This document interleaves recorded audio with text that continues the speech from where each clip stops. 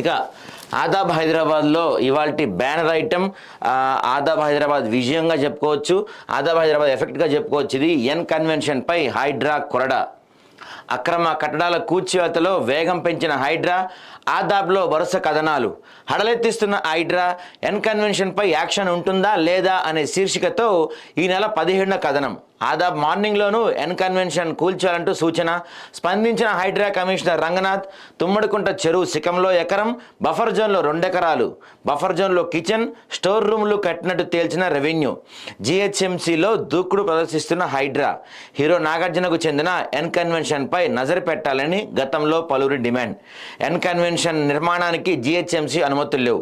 FTL, buffer జోన్లోని ఆక్రమణలను Hydraa, GHMC, town planning, revenue సిబ్బంది కూల్చేశారు. హైడ్రా కమిషనర్ రంగనాథ్ వివరణ. ఎన్ కన్వెన్షన్ పట్టా భూమి అక్రమం అయితే నేనే కూల్చేవాడిని అంటూ సినీ నటుడు నాగార్జున అని చెప్పి రాశారు. ఇక్కడ చూస్తే మనం ఈ నెల 17వ తారీఖుకే మనం ప్రచురించాము. దీని గురించి మన మార్నింగ్ న్యూస్లో కూడా మనం డిస్కషన్ చేశాము. హడలెత్తిస్తున్న హైడ్రా, ఎన్ కన్వెన్షన్పై యాక్షన్ ఉంటుందా లేదా అని చెప్పి మన మార్నింగ్ న్యూస్లో కూడా దీనిపై మనం డిస్కషన్ చేశాము. నిజంగా దీని తర్వాత అంతేకాకుండా గతంలో మే నెలలో కూడా ఎన్ కన్వెన్షన్ సెంటర్ గురించి ఈ ప్రభుత్వం అయినా చర్యలు తీసుకుంటుందా లేదా అని చెప్పి కూడా ఒక డిస్కషన్ అయితే చేశాం మేము. సో వీటన్నిటి కథనాలకు, మా ఆదాబ్లో వచ్చిన వరుస కథనాలకు ప్రభుత్వంలో వచ్చినట్టు కదలిక దాదాపుగా వచ్చినట్టే మనకు కనపడుతుంది. సో ఇప్పుడు ఈ కదలిక వల్ల నిన్న మనం చూస్తే నాగార్జునకు సంబంధించిన ఎన్ కన్వెన్షన్ సెంటర్ని కూల్చివేత ప్రారంభం చేశారు. కూల్చివేశారు. దాదాపుగా ఎగవేత కట్టడాలు అక్రమమని నిర్ధారణకు వచ్చారు. లైక్ కిచెన్ కానీ లేకపోతే స్టోర్ రూమ్ కానీ ఇవన్నీ కూడా కూల్చేసిన పరిస్థితి మనకు కనపడుతుంది. నిజంగా మేము కొన్ని రోజులుగా చెప్తూనే ఉన్నాము, ఆదాబ్ హైదరాబాద్లో ఒక కథనం ప్రచురించామంటే, లేకపోతే ఒక ఆర్టికల్ రాశామంటే, ఆదాబ్ న్యూస్లో ఒక వీడియో వచ్చిందంటే ఎంతో విశ్వసనీయతతో దాని గురించి పూర్తిగా ఎంక్వైరీ చేసి మేము బ్రేకింగ్ న్యూస్ల కోసం కానీ లేకపోతే రకరకాల థంబ్నెయిల్స్తో ప్రజల్ని మభ్యపెట్టే ప్రయత్నం అయితే మేము చెయ్యం. ఖచ్చితంగా పూర్తి స్థాయిలో దాని గురించి ఎంక్వైరీ చేసి అది నిజం అక్రమని తెలిస్తేనే మేము ప్రచురిస్తాము, మా న్యూస్లో వేస్తాము.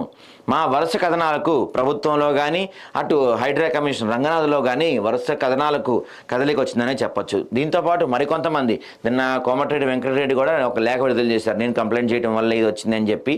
మిగతా కొంతమంది చేసినప్పటికీ ఆదాబ్ హైదరాబాద్ చేసిన ఈ పోరాటం ఈరోజు మా విజయంగా చెప్పుకోవచ్చు. మేము వరుస కథనాలు ప్రచురిస్తూనే ఉన్నాం.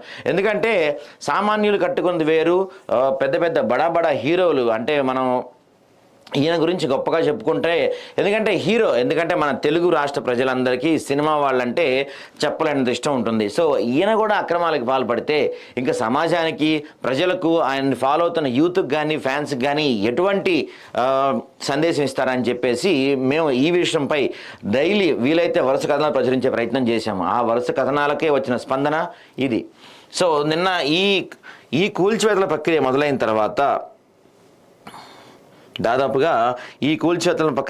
తర్వాత రకరకాల మంది స్టేట్మెంట్లు వచ్చినాయి, రకరకాల మంది వచ్చినాయి. నాగార్జున కూడా కోర్టులో కేసు దాఖలు చేశారు. ఇది అక్రమం కాదు, కరెక్టే అని చెప్పి నాగార్జున కూడా కోర్టులో కేసు ఫైల్ చేసిన పరిస్థితి మనకు కనపడుతుంది. అయితే కోర్టు ప్రస్తుతానికి ఈ నిర్మాణాల జోలికి వెళ్ళొద్దు అని చెప్పి ఒక స్టే అయితే ఇచ్చింది. కానీ అప్పటికే కూల్చివేతలు పూర్తి అయిపోయినాయి. సో దీని గురించి నిన్న ఎన్ కన్వెన్షన్ దాని గురించి నాగార్జున ఒక స్టేట్మెంట్ ఇచ్చే ప్రయత్నం చేశారు. ఆ స్టేట్మెంట్ మీకు చూపిస్తాను నేను ఒకసారి. రైట్, ఇది జూమ్ చేయ ఒకసారి.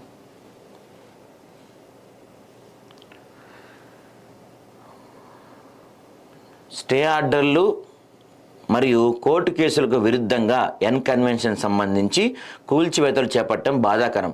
మా ప్రతిష్టను కాపాడటం కోసం, కొన్ని వాస్తవాలను తెలియజేయడం కోసం మరియు చట్టాన్ని ఉల్లంఘించేలా మేము ఎటువంటి చర్యలు చేపట్టలేదని తెలుపడం కొరకు ఈ ప్రకటన జారీ చేయడమైంది. ఆ భూమి పట్టా భూమి, 1 అంగుళం ట్యాంక్ ప్లాన్ కూడా ఆక్రమణకు గురి కాలేదు.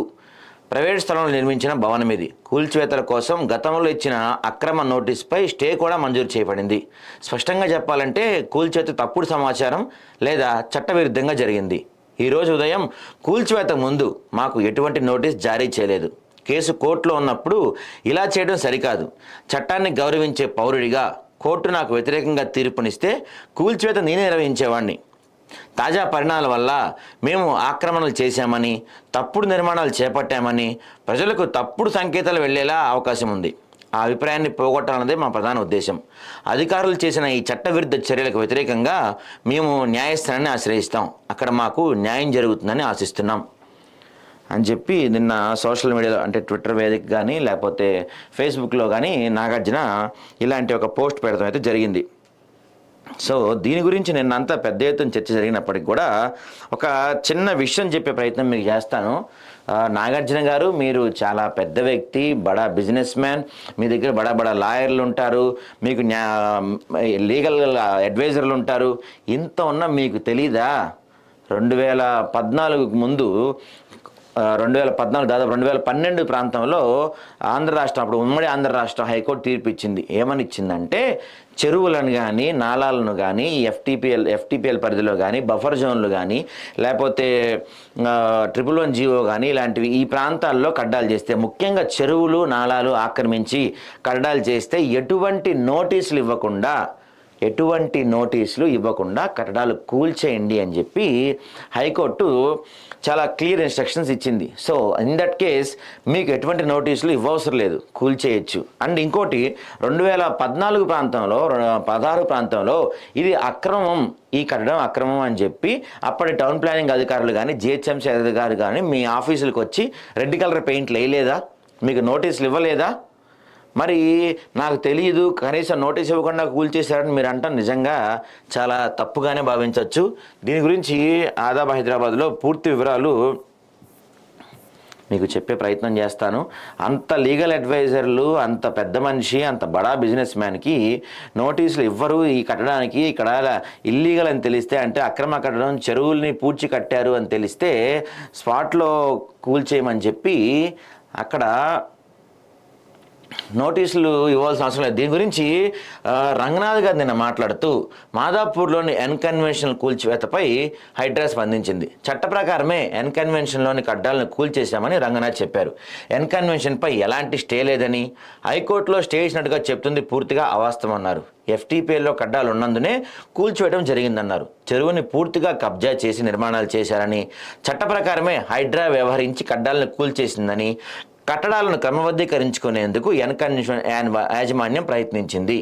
ఎన్కన్వెన్షన్ రిక్వెస్ట్ను అధికారులు గతంలోనే తిరస్కరించారు. ఎన్కన్వెన్షన్పై ఇప్పటికే లోకాయుక్తతో పాటు హైకోర్టు తీర్పులున్నాయి. ఎన్కన్వెన్షన్లో పూర్తిగా అన్ని కట్టడాలను నేలమట్టం చేశామని, ఎన్కన్వెన్షన్ ప్రస్తుతం జీరోగా మారిందని హైడ్రా కమిషనర్ రంగనాథ్ స్పష్టం చేశారు. సో నిన్న మధ్యాహ్నం మనం చూసుకుంటే కొన్ని మీడియా ఛానల్స్లో కానీ కొన్ని సోషల్ మీడియాలో కానీ ఒక వార్త వచ్చింది. ఏమని?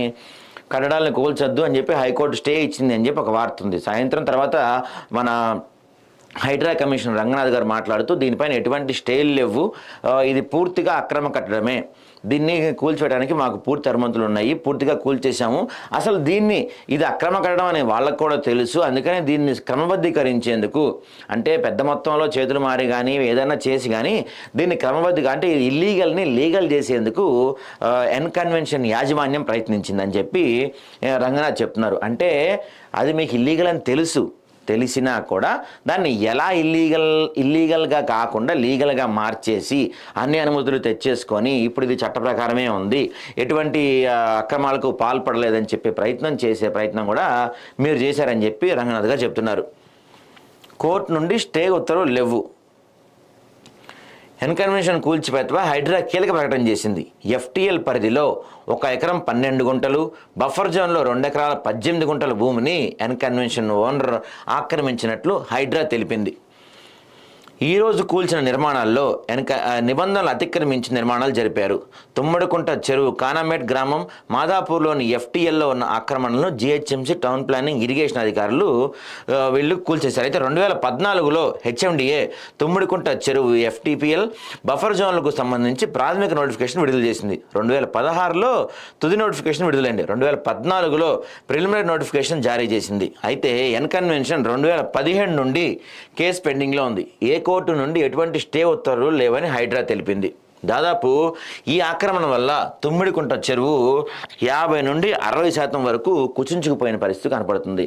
అయితే ఒక ఇనిషియేటివ్ మనం చూసుకుంటే కనుక హైడ్రా గురించి రీసెంట్గా అంటే కాంగ్రెస్ ప్రభుత్వం కానీ లేకపోతే హైడ్రా కమిషనర్గా రంగనాథ్ని ఏర్పాటు చేసినప్పటి నుంచి కానీ చెరువులపైన మాత్రం చాలా మంచి యాక్షన్ తీసుకుంటున్నారు హైదరాబాద్లో. ఎందుకంటే గతంలో చూసుకుంటే ఎప్పుడైతే మనం అంటే ఆంధ్ర తెలంగాణ కానీ మనం మద్రాసుతో విడిపోయినప్పటి నుంచి కూడా విడిపోయిన ప్రాంతంలో దాదాపుగా ఓన్లీ హైదరాబాద్ ప్రాంతంలోనే దాదాపుగా 5,800 చెరువులు ఉండేయంట.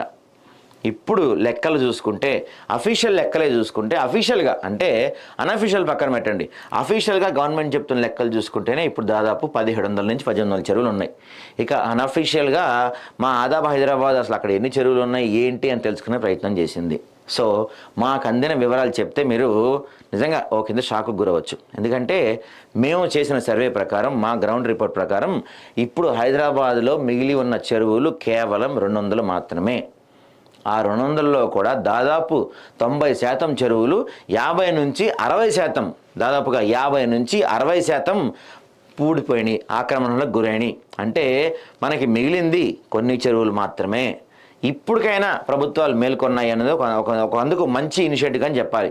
ఎందుకంటే చాలామందికి తెలియని ఒక విషయం ఏంటంటే ఇప్పటికీ చాలా ప్రాంతాల్లో ప్రగతి నగర్ కానీ మూసాపేట కానీ లేకపోతే నిజాంపేట కానీ లేకపోతే ఇటు సైడ్ మనం చూసుకుంటే ఫిర్యాదిగూడ వైపు కానీ అటు సరూర్ నగర్ వైపు కానీ ఇటువైపు చాలామందికి తెలియని విషయం ఏంటంటే మీరుంటున్న స్థలాలు, మీరుంటున్న ఇళ్ళు, మీరు కొన్న అపార్ట్మెంట్లు ఇవన్నీ కూడా దాదాపుగా చెరువులను పూడ్చి కట్టినవే. ఎప్పటికైనా ఇవాళ కాకపోతే రేపు కాకపోతే ఎల్లుండైనా హైడ్రా కాకపోయినా ఇంకేదో సంస్థ ఇంకేదో మీ కడ్డాల్ని కూల్చివేస్తుంది. ఇప్పటికే జాగ్రత్త పడండి. ఎందుకంటే మీవి అక్రమ కట్టడాలు, చెరువుల్ని ఆక్రమించి కట్టిన కట్టడాలు ఇవి ఖచ్చితంగా ఇవాళ కాకపోతే రేపు కాకపోతే ఎల్లుండైనా సరే వాటిపైన ఖచ్చితంగా చర్యలు ఉంటాయి. అది అక్రమం అని తేలితే ఖచ్చితంగా ఆ వార్త కూడా ఆదాబ్లో వస్తుంది. దాని వెనక ఎవరున్నా సరే ఆఖరికి ముఖ్యమంత్రి స్థలాలు, ముఖ్యమంత్రి ఇళ్ళు కూడా ఎఫ్టీపీఎల్ పరిధిలో కానీ బఫర్ జోన్లో కానీ చెరువులను ఆక్రమించి ఉన్నాయని తెలిస్తే దాన్ని కూడా ప్రజల ముందుకు ప్రభుత్వం ముందుకు తీసుకొస్తుంది ఆదాబ్. ఖచ్చితంగా మేము వెంట నిలబడతాం. మీకు రోజు చెప్తున్నాం, మీ దగ్గర ఏమన్నా సమస్యలు ఉన్నా, మీ దగ్గర ఏమన్నా ప్రాబ్లమ్స్ ఉన్నా అవి మాకు పంపించే ప్రయత్నం చేయండి. మేము ప్రజల దృష్టికి తీసుకొస్తాం. ఖచ్చితంగా ప్రజలకు వాటి గురించి మీకు చెప్పే ప్రయత్నం చేస్తాం.